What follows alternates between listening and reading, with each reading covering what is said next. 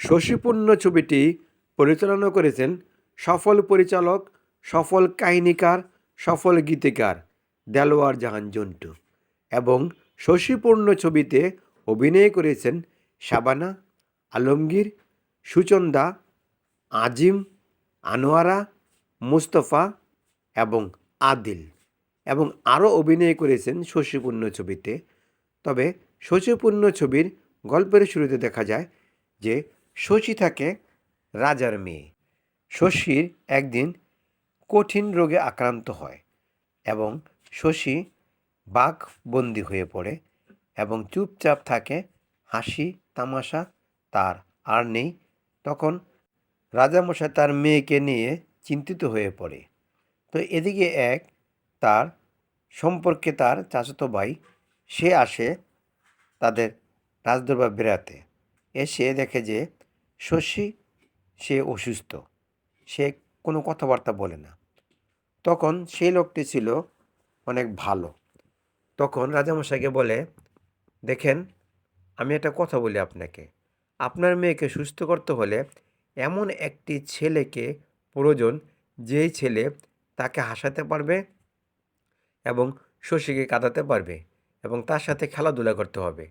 তখন রাজামশাই বলে, আচ্ছা, তুমি যেটা বললে যে এমন একটি ছেলে আমি কোথা থেকে পাবো?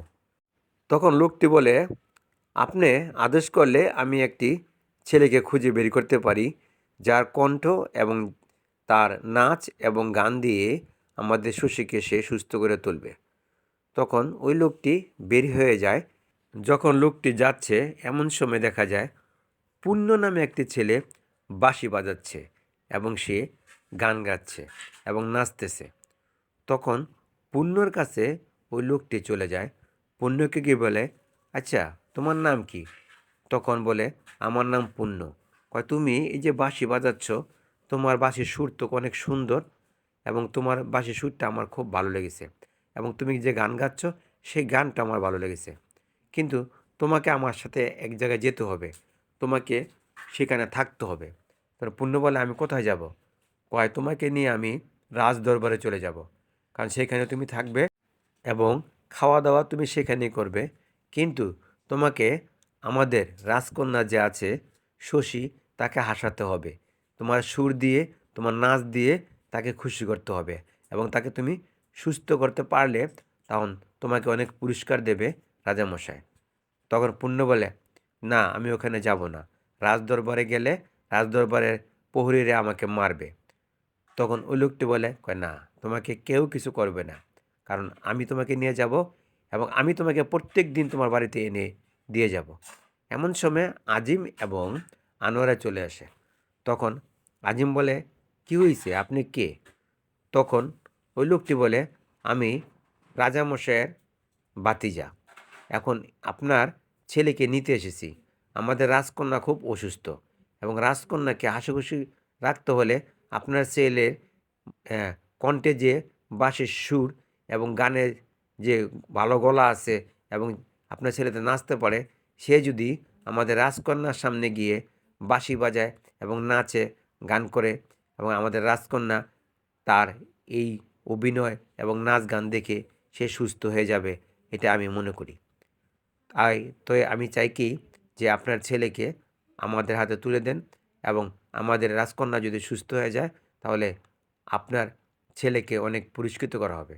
তখন আনোয়ারা বলে, আচ্ছা, আমরা একটা কথা বলি, কারণ রাজকন্যার জন্য তো আপনারা অনেক বৌদ্ধ কবিরাজ দেখাতে পারেন, তাহলে আমার ছেলে কি করবে? কয়, না, অনেক বৌদ্ধ কবিরাজ দেখানো হয়েছে, কারণ আমাদের রাজকন্যা কোনো কথা বলতেছে না, বাকবন্ধ হয়ে পড়েছে, হঠাৎ একটা আঘাত পেয়েছে, সে আঘাতের কারণে সে এ অবস্থা হয়েছে। তো আমি জানতে পেরেছি তাই এসেছি এবং আমার মতে ধারণা হয়েছে যে আপনার ছেলেই আমাদের রাজকন্যা শশীকে ভালো করতে পারবে, এটা আমি মনে করি। তখন আজিম বলে, ঠিক আছে, আমার ছেলের দ্বারা যদি শশী অর্থাৎ রাজকন্যা যদি সুস্থ হয়ে পড়ে, আমাদের কোনো আপত্তি বা হ্যাঁ অনুতাপ নেই এবং অনুরাগও নেই, তো আপনি আমার ছেলেকে নিয়ে যেতে পারেন। তো সেই মুহূর্তে যাওয়া যায়, পূর্ণকে নিয়ে চলে যায় সে লোকটি অর্থাৎ হায়দার সাহেব। হায়দার সাহেব থাকে শশীর মামা এবং তখন হায়দার সাহেব বলে যে আপনার ছেলের কোনো ক্ষতি হবে না, আমি নিয়ে যাচ্ছি। তো নিয়ে যাওয়ার পথে তো দেখা যায় পূর্ণকে নিয়ে যায় রাজদরবারে। তখন রাজামশাইকে গিয়ে বলে, দেখেন, আমি আপনার মেয়েকে সুস্থ করার জন্য এই পূর্ণ নামের ছেলেটিকে এনেছি। এই পূর্ণর বাঁশির সুর অনেক মধুর এবং গানের কণ্ঠও ভালো এবং নাচতেও পারে। তখন শশীর কাছে নিয়ে যায় হায়দার সাহেব পূর্ণকে। তখন পূর্ণ সেখানে গিয়ে শশীকে দেখে। দেখার পর পূর্ণ একটি বাঁশির সুর ধরে। তখন শশী আস্তে আস্তে তার চোখগুলি খোলে। তো একদিন গান গায়। এরকম করে দীর্ঘদিন চলে যায়। তো এক পর্যায়ে দেখা যায় আস্তে আস্তে শশীর সুস্থতা থাকে। তো একদিন শশীকে নিয়ে পূর্ণ বাগানে ঘুরতে যায়। সেখানে গিয়ে দেখা যায় পূর্ণ এবং শশী দুজনে একটি গান গায়। এক পর্যায়ে সুস্থ হয়ে পড়ে শশী। আস্তে আস্তে তারা বড় হয়ে যায়। বড় হয়ে যাওয়ার পর যখন শশী সুস্থ হয়ে পড়ে, তখন রাজামশাই আলমগীর অর্থাৎ পূর্ণ তাকে রেখে বলে, শোনো, আমার মেয়ে এখন সুস্থ হয়ে গেছে। তুমি দীর্ঘ 12টি বৎসর আমাদের বাড়িতে থেকেছ এবং আমার মেয়েকে সেবা যত্ন করেছ। তাকে হাসি খুশি রাখার জন্য তুমি অনেক চেষ্টা করেছ। তাই তোমাকে অনেক ধন্যবাদ। তোমার আজ থেকে তোমার আর আমাদের বাড়িতে আসতে হবে না, কারণ আমার মেয়ে এখন সুস্থ হয়ে গেছে। তোমাকে আমি এই 100 মোহর দিলাম এবং আমি আশা করি তুমি এই মোহর পেয়ে তুমি অনেক খুশি হয়েছ এবং তোমার বাপ মাও খুশি হবে। তখন আলমগীর এদিকে দেখা যায় শশীকে ভালোবেসে ফেলে এবং শশীও পূর্ণকে অর্থাৎ আলমগীরকে ভালোবেসে ফেলে। শশী অর্থাৎ শাবানা, তাদের দুজনের প্রতি ভালোবাসা জন্ম হয়ে যায়। কিন্তু এদিকে মোস্তফা বুঝতে পারে যে শশী এবং পূর্ণের ভালোবাসা হয়ে গেছে, কিন্তু তাদের ভালোবাসাকে নচ্ছাত অথবা ভেঙে ফেলার জন্য আলমগীরকে তাড়িয়ে দেয় এবং না জানার বান করে রাজামশাই। এদিকে শশী আলমগীর অর্থাৎ পূর্ণকে ভালোবেসে ফেলে এবং শশী অর্থাৎ শাবানাও খুশি হয়ে আলমগীরকে ভালোবাসে এবং আলমগীরও শাবানাকে ভালোবাসে। এই তাদেরও ভালোবাসা ফাটল ধরানোর জন্যই চক্রান্ত করে রাজামশাই মুস্তফা। এদিকে দেখা যায় যে আদিল থাকে তার ছোট ভাইয়ের ছেলে শাহজাদা। তখন আদিল একদিন বলে যে, চাচা যান, আমি একটা কথা বলি। আপনি কিন্তু একটা কথা বলেছিলেন যে অনেক আগে, যে শশী যখন বড় হবে, আমিও যখন বড় হব, তখন কিন্তু আমাদের দুজনের বিয়ে দেবে। তখন রাজামশাই বলে, আমাদের বংশ তো এটাই নিয়ম, কারণ আমাদের বংশের মেয়েরা কখনোই তো অন্য কোনো ছেলেকে বিয়ে করতে পারে না, কারণ আমাদের রাজবংশই তাদের বিয়ে হবে, এটাই নিয়ম। তো মোস্তফা বলে যে এটা নিয়ে তুমি কোনো চিন্তা ভাবনা করো না, কারণ তোমার সাথে আমার মেয়ের বিয়ে আমি ঠিক করে রেখেছি এবং তোমার হাতে তুলে দেব। এদিকে শাবানা একদিন আলমগীরকে বলে, আচ্ছা পূর্ণ, আমাকে যদি তুমি হারিয়ে ফেলো তাহলে তোমার অবস্থা কি হবে? তখন আলমগীর বলে, আমি যদি তোমাকে হারিয়ে ফেলি তাহলে আমি পাগল হয়ে যাব। তখন শাবানা বলে, সত্যি তুমি পাগল হয়ে যাবে? আলমগীর বলে, আমি সত্যি পাগল হয়ে যাব, কারণ তোমাকে অনেক ভালোবাসি এবং অনেক ভালোবেসে ফেলেছি আস্তে আস্তে। দীর্ঘ 12টি বৎসর ধরে তোমাকে আমি ভালোবেসে, এখন আমি মন প্রাণ দিয়েই আমি তোমাকে চাই। শাবানা বলে, আমিও তোমাকে ভালোবাসি, কিন্তু আমাদের ভালোবাসায় কিন্তু বিশাল বাধা আসতে পারে। এই বাধাকে অতিক্রম করতে হলে আমাদের অনেক সাধনা এবং সংগ্রাম করতে হবে। তো এমন সময় দেখা যায় আদিল এই দৃশ্যটা দেখে ফেলে শাবানা এবং আলমগীরের। তখন রাজামশাইকে গিয়ে বলে যে, চাচা যান, আমি কিন্তু শশীকে আজকে দেখেছি পূর্ণর সাথে মেলামেশা করতেছে। তো এরকম চলতে থাকলে তো আমাদের রাজবংশের তো বদনাম হয়ে যাবে।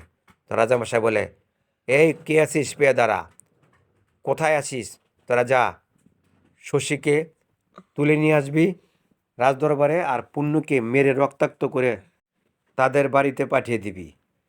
তখন পাক পেয়াদারা গিয়ে দেখে যে শশী অর্থাৎ শাবানা এবং পূর্ণ অর্থাৎ আলমগীর তারা দুজনে জড়িয়ে ধরে রেখেছে। তখন পাক পেয়াদারা বলে, ম্যাম সাহেব অর্থাৎ রাজকন্যা, আপনি কি করতেছেন এটা? তখন শাবানা এবং আলমগীর তারা দূরে সরে যায়। তখন পাক পেয়াদারা গিয়ে শাবানাকে টেনে ইসড়ে নিয়ে আসে আর আলমগীরকে ইচ্ছা রকম চাবুক দিয়ে মেরে রক্তাক্ত করে ফেলে রাখে। এই খবরটা আনোয়ারা এবং আজিম জানতে পারে। তখন আনোয়ারা আজিম দৌড়ে আসে। তখন আলমগীর বলে, মা, আমাকে ওরা অনেক মেরেছে। তখন আজিম বলে, মারবেই তো, কারণ তুই এমন অপরাধ করতে গেলি কেন? কেন তুই রাজকন্যাকে ভালোবাসতে গেলি? তখন আলমগীর বলে, বাবা, আমি রাজকন্যা শশীকে ভালোবাসি এবং সেও আমাকে ভালোবাসে। তখন আনোয়ারা বলে, বাবা, আমাদের মতো গরিব মানুষের ভালোবাসা মানায় না, কারণ তারা হলো রাজার মেয়ে এবং তারা হলো রাজবংশ, আর আমরা হলাম সামান্য তাদের প্রজা। প্রজা হয়ে কি রাজকন্যার দিকে তাকানো যায়? তখন আলমগীর বলে, মা, তোমার কথা ঠিক আছে, কিন্তু ভালোবাসা তো ধনী গরিব দিয়ে হয় না। রাজকন্যা এবং প্রজার মাধ্যমে কোনো ভেদাভেদ থাকে না। আল্লাহ তাআলার উপর থেকেই আমাদের ভালোবাসাটা হয়েছে।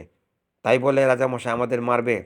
তখন রক্তাক্ত অবস্থায় আলমগীরকে ধরে নিয়ে যায় আজিম রাজদরবারে। তখন আজিম বলে, জাহাপানা, একটা কথা বলি আমি।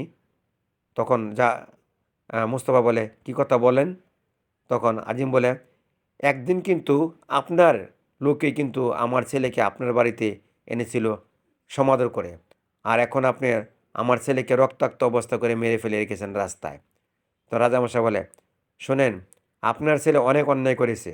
সামান্য প্রজা হয়ে আমার মেয়ের দিকে তাকিয়েছে। এটা কি অপরাধ করেনি? অপরাধ করেছে। এরকম অপরাধ যদি আমার মেয়ের সাথে আবার কোনো দিন করার চেষ্টা করে, তাহলে আপনার ছেলেকে আমি গর্দান তার মাথা থেকে সরিয়ে ফেলব। কারণ আমার মেয়েকে সে উপকার করেছে এবং আমার মেয়ের স্মৃতিশক্তি সে ফিরিয়ে দিয়েছে।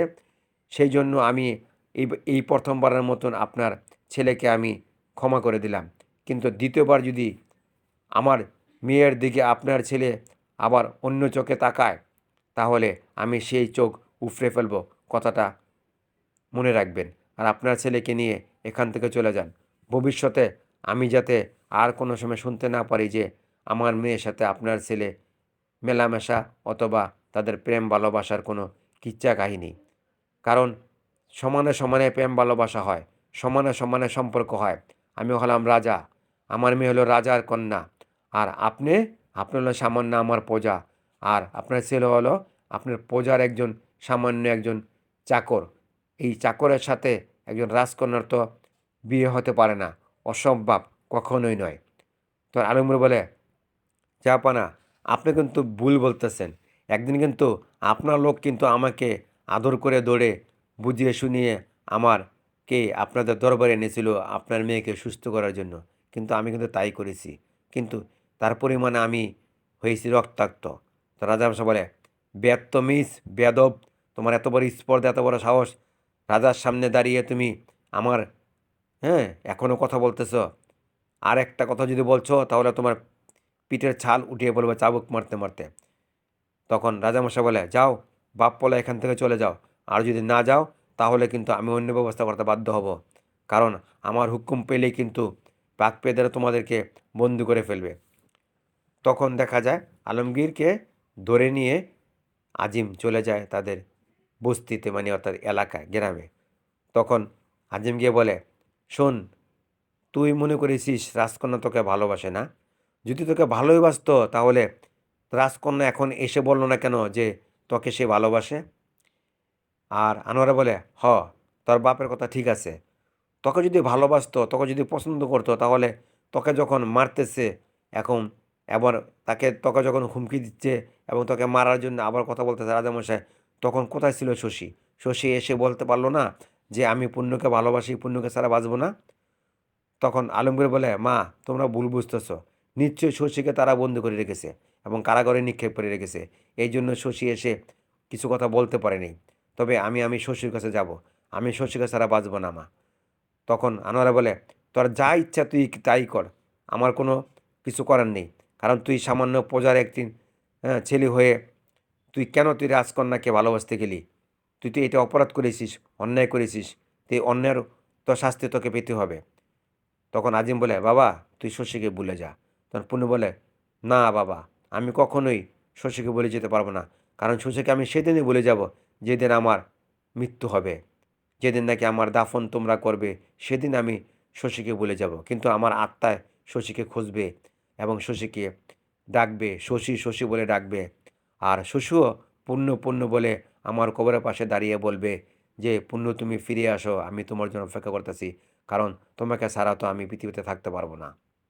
এদিকে দেখা যায় ঠিকই আলমগীরের কথা মতে শাবানাকে সে কারাগারে বন্দি করে রেখেছে।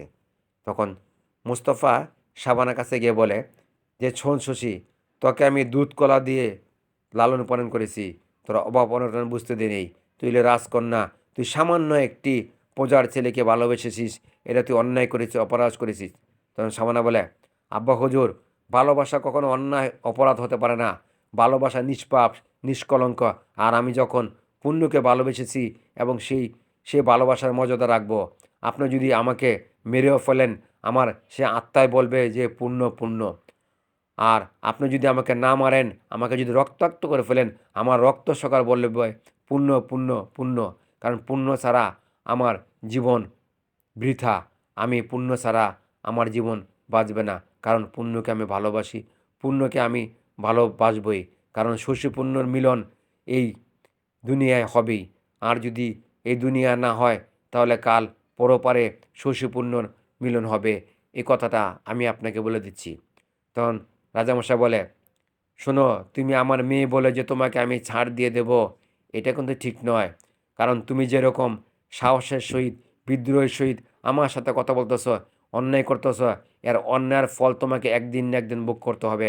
কারণ তোমার আমি বিয়ে ঠিক করেছি আমার ভাইয়ের ছেলে আদিলের সাথে, তার সাথে তোমার বিয়ে হবে, ওই পুণ্যটুণ্যর সাথে তোমার বিয়ে হবে না। কথাটা তুমি কান খুলে শুনে রাখো।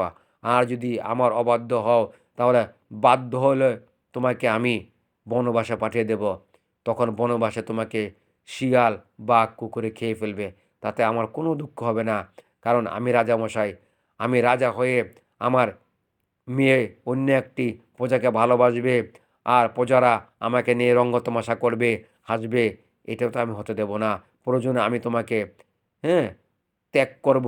এবং যদি নিয়ম থাকতো যে রাজাই তার মেয়েকে, হ্যাঁ, ত্যায্য করতে পারে, তাহলে সেটি আমি করতাম, কিন্তু এই নিয়মটা নেই।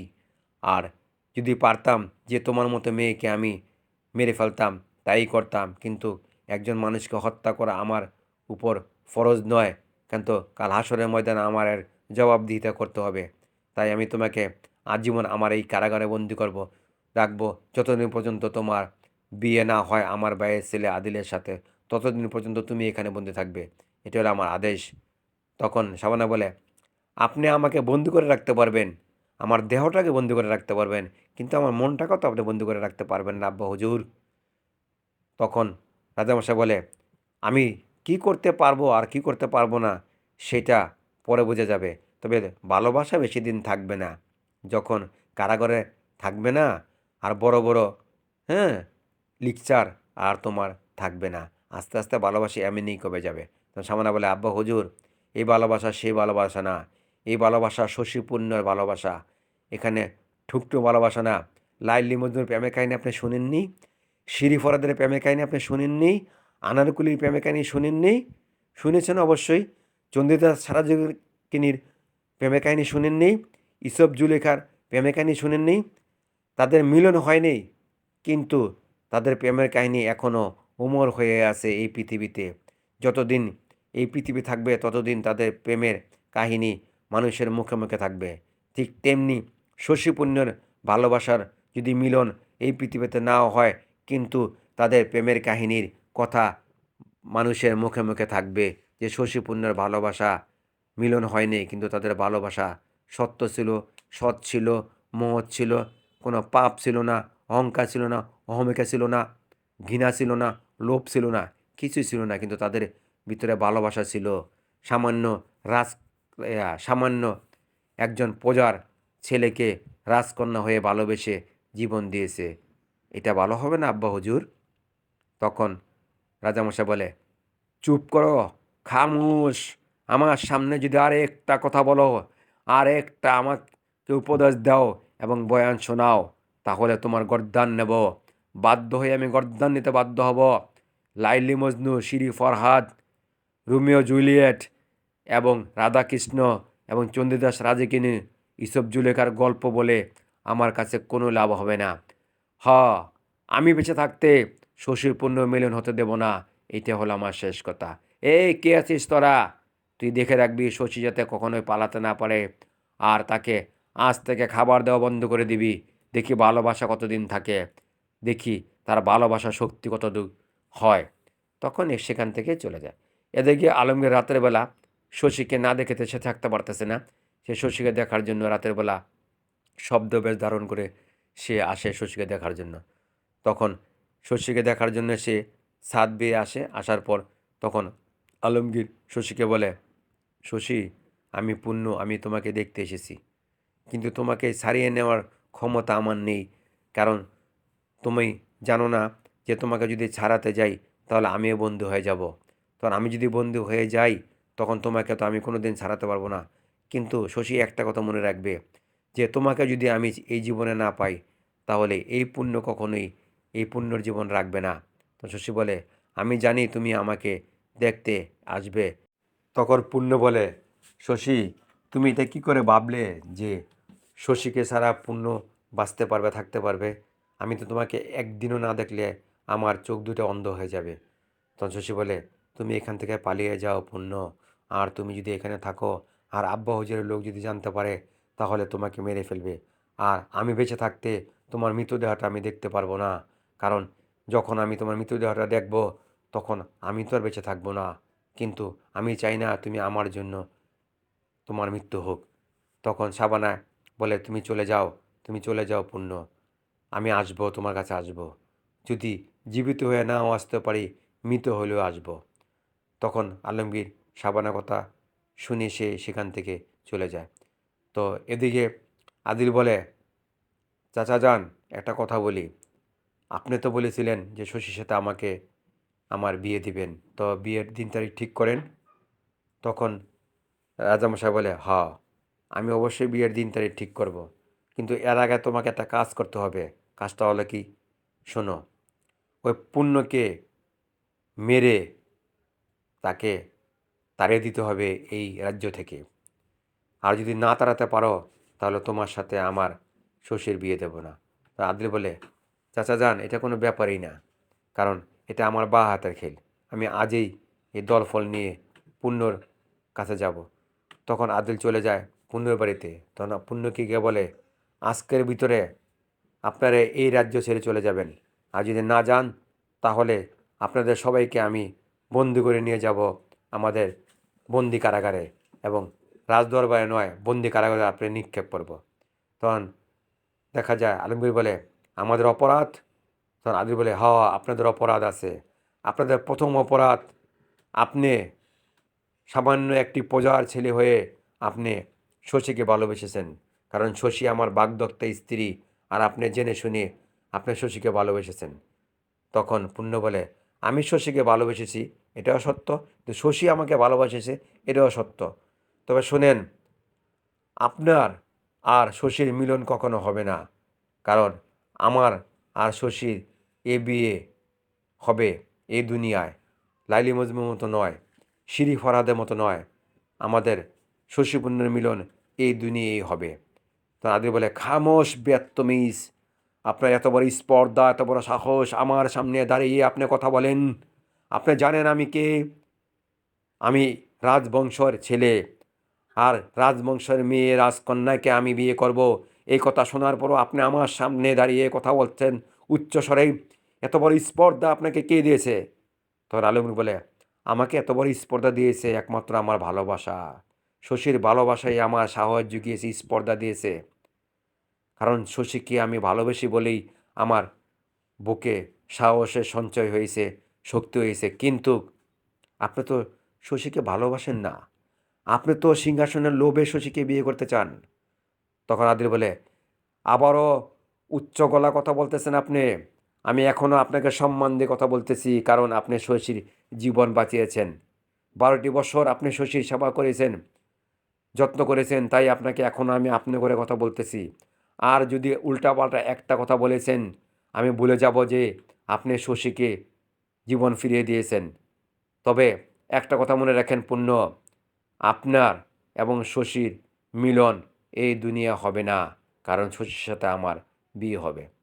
তো আপনাকে সাবধান করে দিয়ে যাচ্ছি, আজকের ভিতরে এই দিন যেতে যেতে যখন রাত্রি হবে, আগামী সকালে যাতে আপনাদের আমি এই তলাতে না দেখি, আর যদি দেখি তাহলে কিন্তু আমি বাধ্য হয়ে আপনাদের কারাগারে নিক্ষেপ করব, এই সুযোগটা আমি দিয়ে গেলাম।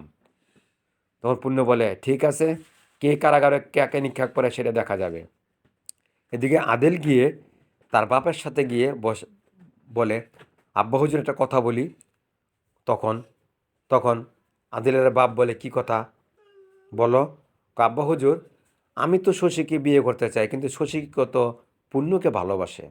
আর এরকম ভালোবাসা তাদের এমন এমন ভালোবাসা তো কাউকে দেখি নেই। তো আমার ইচ্ছা নাই এখন আর শশীকে বিয়ে করতে। তো আমি যদি শশীকে বিয়ে না করি তাহলে তো আমি আর রাজা হতে পারবো না। তখন আদিলের বাপ বলে, শোন, ওইসব বিয়ে টিয়ে আমার কোনো সাবজেক্ট না। আমি চাই তুই বিয়ের নাটক করবি আর তুই রাজা হয়ে যাবি, এটাই আমার মূল উদ্দেশ্য। কিন্তু এই কথাগুলি আবার শুনে ফেলে রাজামশাই। তো রাজামশাই এই কথা শোনার পর তখন সে চুপচাপ থাকে।